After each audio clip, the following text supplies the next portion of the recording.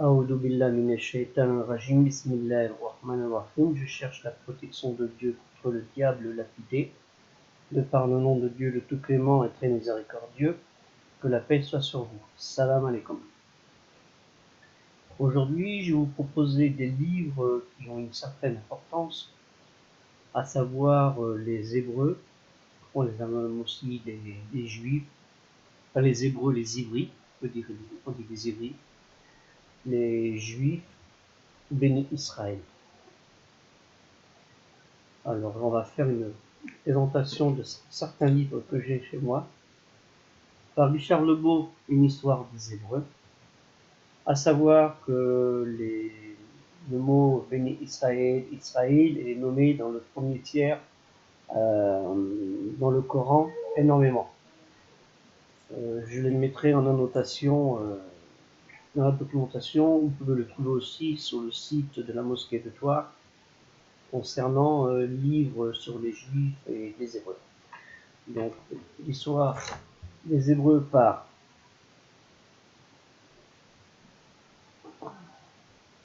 Richard Lebeau. Très belle documentation. Toujours par le même, l'Atlas des Hébreux. L'Atlas des Hébreux.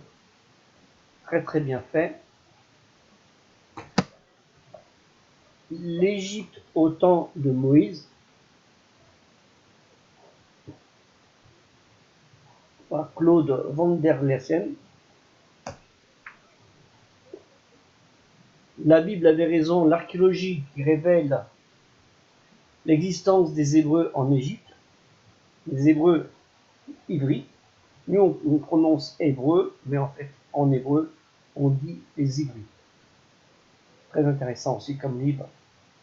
C'est un professeur international en gynécologie.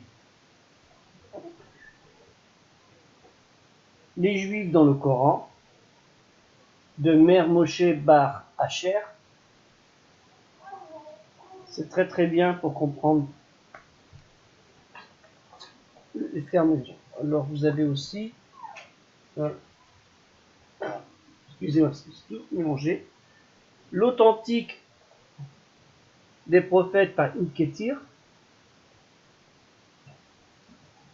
car il ne faut pas oublier ce qui est écrit dans le Coran, dans la Bible et autres. Les grands thèmes du Coran, de Jean-Luc Monneret, très très bien documenté. Très très bien documenté.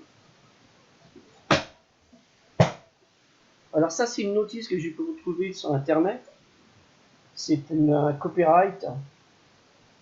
Hein, vous voyez bien ce que c'est marqué. Notice sur un manuscrit égyptien en écriture hiératique, écrit sous le règne de Mériamstat, fils du grand Ramsès, vers le XVe siècle avant l'ère chrétienne.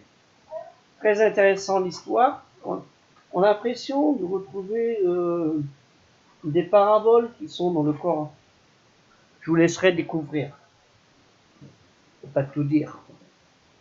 Alors, un best-seller connu, Chronique de Tabari, Histoire des prophètes et des rois, que je vous conseille.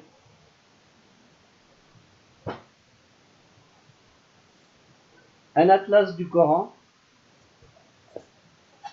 C'est la version française, la version arabe existe.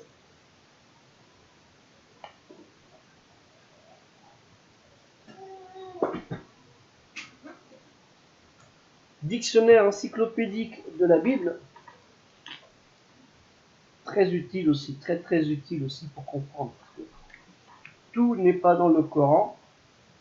Et dans la Bible, dans ce dictionnaire, il y a des informations qui nous permettent de bien comprendre les personnages du Coran.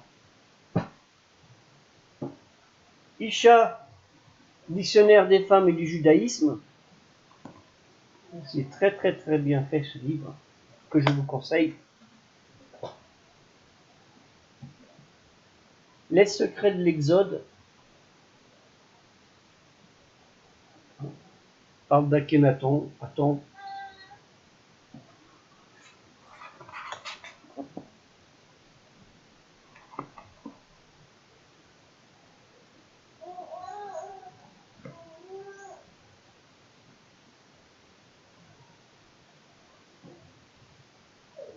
Les mots-clés de la Bible, c'est aussi très bien.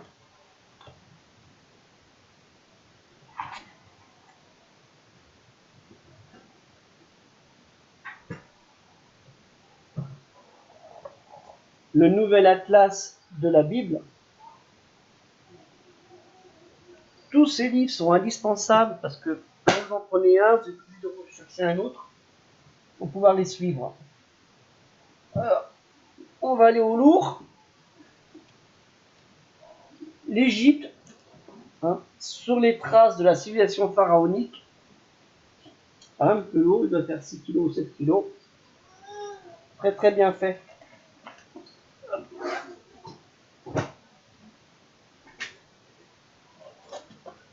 L'âge d'or de l'Égypte.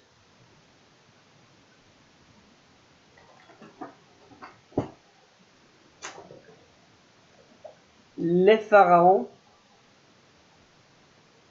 Alors sur le site de la mosquée de Thouars et sur la page en question, concernant les livres que je vous propose, les dates d'édition et les éditeurs sont nommés.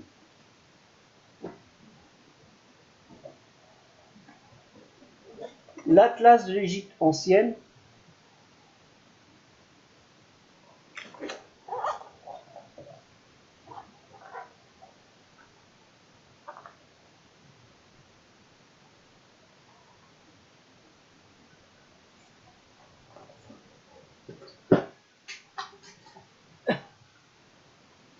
L'Égypte et le Proche-Orient. N'oublions pas la géopolitique qu'il y avait à cette époque. Nous parlerons plus tard sur d'autres livres que j'ai sur les Arabes et sur la Mésopotamie. L'Égypte ancienne au Louvre. Édition assez bien faite. Le scribe assez connu et qui a soulevé certaines questions et interrogations.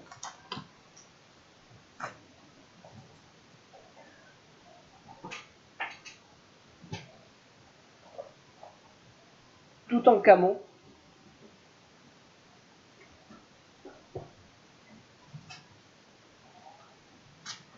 Le dictionnaire de la Bible, celui-ci un peu long aussi, mais qui va en corrélation avec l'encyclopédie de la Bible. Et pour terminer, il y en avait d'autres, mais bon, avec ça, vous avez de quoi faire.